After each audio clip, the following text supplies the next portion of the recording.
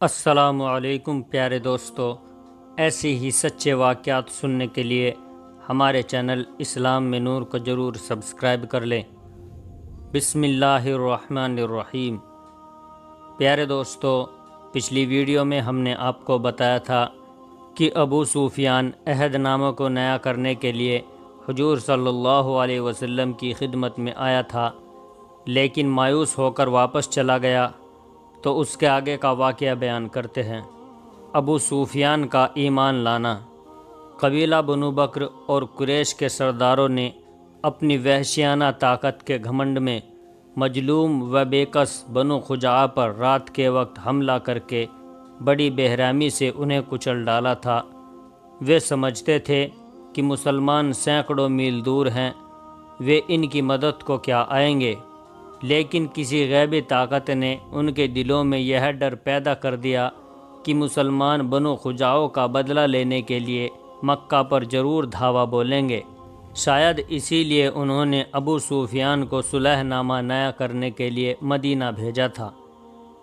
ابو سفیان کے ناکام واپس آنے پر اب بنو بکر اور قریش کے سردار گھبرا گئے۔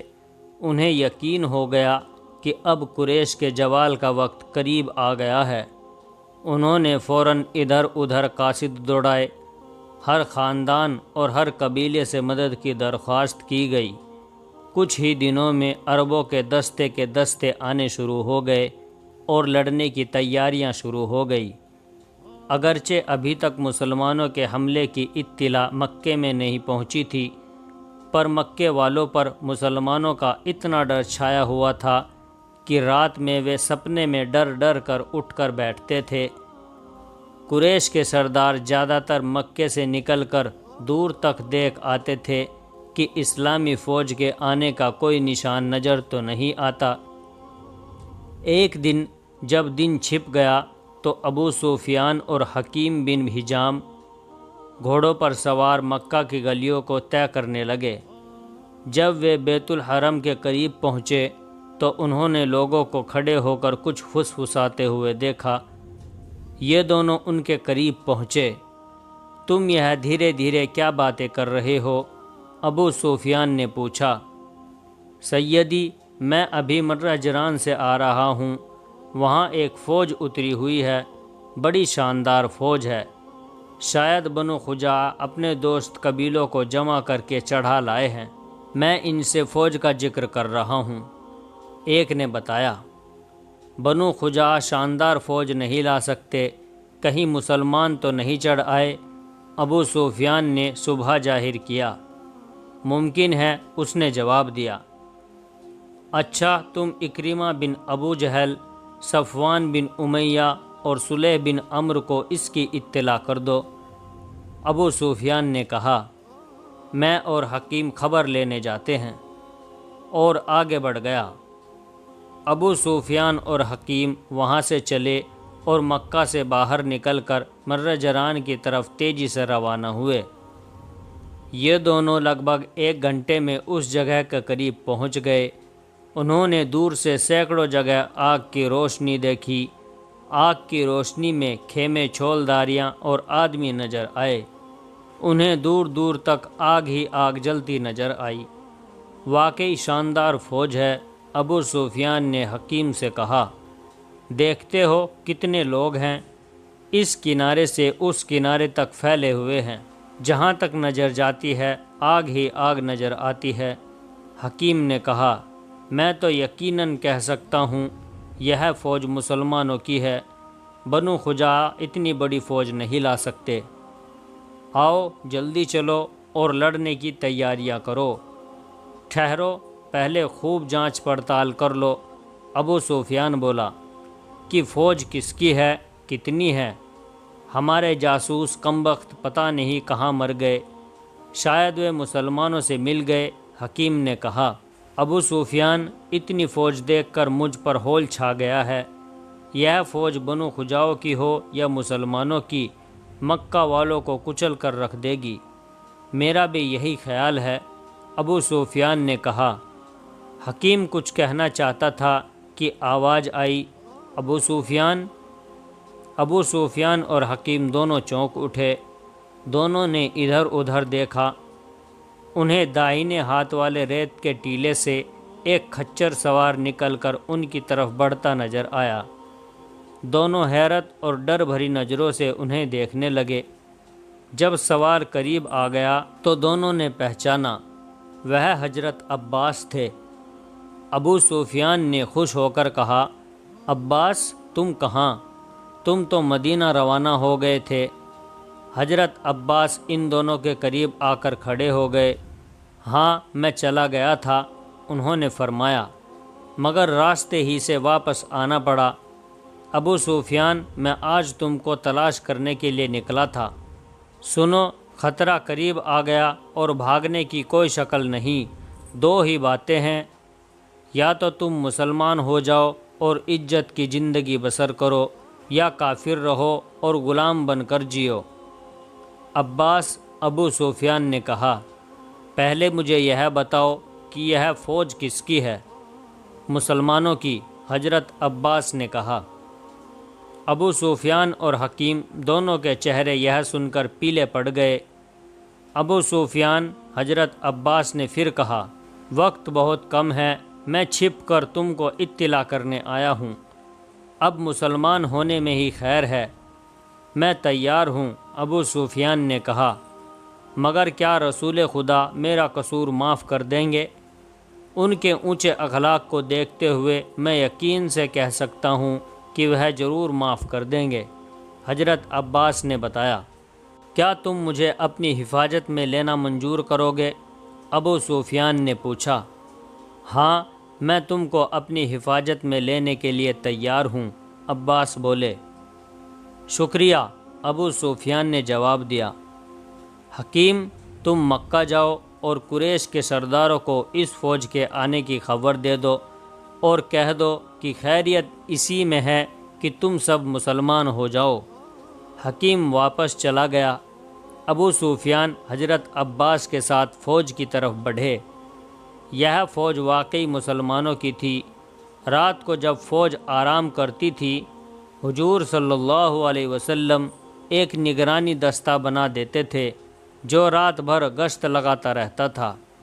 اس رات کو نگراں دستے کے ذمہ دار حضرت عمر تھے۔ جس وقت حضرت عباس اور ابو سفیان فوج کے قریب پہنچے تو اتفاق سے یہ دستہ بھی ادھر سے گزرا۔ اس دستے کو دیکھ کر وہ دونوں ٹھٹک گئے۔ جب دستہ آگے نکل گیا تو آگے بڑھے۔ ابھی وہ فوج میں داخل بھی نہیں ہوئے تھے کہ ایک رعبدار آواز آئی، کون؟ ابو سفیان، خدا اور خدا کے رسول کا دشمن۔ دونوں نے گھبرا کر پیچھے دیکھا۔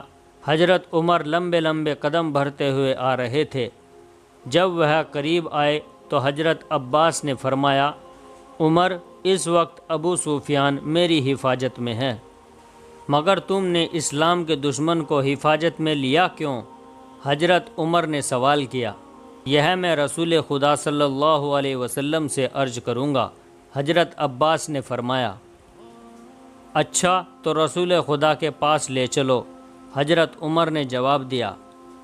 فوج میں داخل ہو کر جب ابو سفیان نے چاروں طرف نظر کی تو اسے مسلمانوں کی ٹڈی دل فوج نظر آئی۔ ہر فوجی کسی نہ کسی کام میں لگا ہوا تھا۔ ابو سفیان پر مسلمانوں کی سادگی اور بے خوفی کا بڑا اثر ہوا۔ وہ حضرت عباس کے ساتھ حضور صلی اللہ علیہ وسلم کے خیمے پر پہنچا۔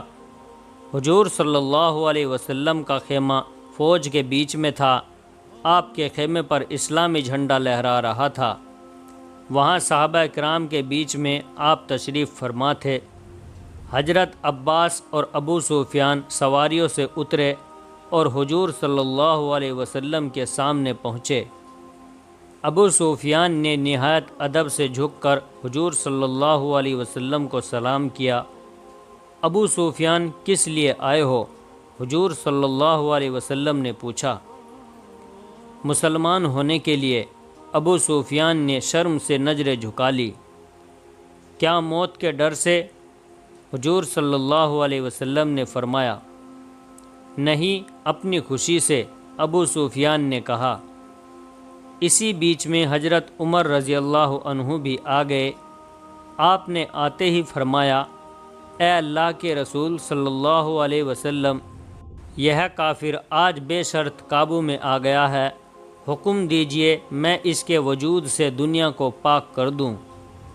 یہ مسلمان ہونا چاہتا ہے۔ حضور صلی اللہ علیہ وسلم نے فرمایا، تب تو مجبوری ہے۔ حضرت عمر نے دھیرے سے کہا۔ حضرت عباس اور ابو سفیان دونوں بیٹھ گئے اور حضرت عمر اپنے گشت میں چلے گئے۔ ابو سفیان، حضور صلی اللہ علیہ وسلم نے کہا، میرے دل سے یہ بات نہیں نکلتی کہ تم موت سے ڈر کر مسلمان نہیں ہوتے۔ میرا خیال ہے کہ تم مسلمانوں کی بھاری فوج دیکھ کر ڈر گئے ہو اور ڈر کر مسلمان ہوتے ہو۔ سنو، ہم کسی کو ڈرا کر یا لالچ دے کر مسلمان نہیں کیا کرتے، اس لیے تمہیں ایک رات کی مہلت دی جاتی ہے، کل بتانا۔ جیسے حضور صلی اللہ علیہ وسلم کی مرضی، ابو سفیان نے کہا۔ حضور صلی اللہ علیہ وسلم نے حضرت عباس سے کہا، چچا، تم ابو سفیان کو اپنے خیمے میں لے جاؤ، یہ اپنی قوم کا سردار ہے، اس کی خاطر بات کرو، صبح اس سے پوچھو کہ یہ مسلمان ہونا چاہتا ہے یا نہیں۔ اگر یہ مسلمان ہونا چاہے تو میرے پاس لے آنا، ورنہ اسے فوج سے باہر چھوڑ آنا۔ حضرت عباس ابو سفیان کو ساتھ لے چلے اور اپنے خیمے پر پہنچ کر اس کے لیے بستر بچھا دیا۔ وہ بستر پر پڑ گیا اور رات بھر اسلام اپنانے کے بارے میں سوچتا رہا۔ آخر میں اس نے فیصلہ کر ہی لیا کہ اسے مسلمان ہو ہی جانا چاہیے۔ ابو سفیان نے یہ بات اپنے دل میں سے کر لی اور صبح جب اٹھا تو اذان ہو رہی تھی۔ اذان کی آواز پوری فوج کے تمام خیموں میں گونج اٹھی۔ ابو سفیان اٹھا، خیمے سے باہر آیا۔ مسلمان ضرورتوں سے فارغ ہو کر وضو کر رہے تھے اور لشکرگاہ سے باہر کھلے میدان میں جمع ہو رہے تھے۔ تھوڑی دیر میں حضور صلی اللہ علیہ وسلم اس میدان میں تشریف لے گئے۔ آپ نے مسلمانوں کو صف ترتیب دینے کا حکم دیا۔ مسلمان صف و صف کھڑے ہو گئے، دور تک صفیں پھیل گئی اور حضور صلی اللہ علیہ وسلم نے نماز پڑھانا شروع کیا۔ ابو سفیان انہیں دیکھتا رہا، حیرت بھری نظروں سے دیکھتا رہا۔ اس نے آج تک اتنے مسلمانوں کو نماز پڑھتے نہیں دیکھا تھا۔ اس کا دل خدا پرستی کے جذبے سے بھر گیا۔ جب نماز ختم ہوئی تو وہ بڑھ کر حضرت عباس رضی اللہ عنہ کے پاس پہنچا اور بولا، عباس، مجھے حضور صلی اللہ علیہ وسلم کے پاس لے چلو۔ حضرت عباس اسے اپنے ساتھ لے کر حضور صلی اللہ علیہ وسلم کی خدمت میں پہنچے۔ اس سے پہلے کہ حضور صلی اللہ علیہ وسلم کچھ معلوم کریں، ابو سفیان نے کہا، اے شہنشاہ عرب و عجم، مجھے مسلمان کر لیجئے۔ ابو سفیان، حضور صلی اللہ علیہ وسلم نے پوچھا، کیا تم خوشی سے مسلمان ہوتے ہو؟ ہاں حضور صلی اللہ علیہ وسلم، خوشی سے، ابو سفیان نے کہا۔ مجھے افسوس ہے کہ میں نے کیوں اسلام اور مسلمانوں کی مخالفت کی اور کیوں اب تک مسلمان نہ ہو گیا۔ حضور صلی اللہ علیہ وسلم نے اسے کلمہ پڑھا کر مسلمان کر لیا۔ سب نے خوش ہو کر اللہ اکبر کا زوردار نعرہ لگایا۔ اس نعرے سے تمام شہر گونج اٹھا۔ حضور صلی اللہ علیہ وسلم نے خوش ہو کر یہ اعلان بھی کر دیا کہ مکے میں داخلے کے وقت جو کافر خانہ کعبہ میں پناہ لے گا اسے امان دی جائے گی، اور جو آدمی ابو سفیان کے گھر میں دروازہ بند کر کے بیٹھا رہے گا اسے بھی امان دی جائے گی، اور جو آدمی بغیر ہتھیار لگائے راستے میں ملے گا اسے بھی امان دی جائے گی۔ ابو سفیان اپنی یہ عزت دیکھ کر بہت خوش ہوئے۔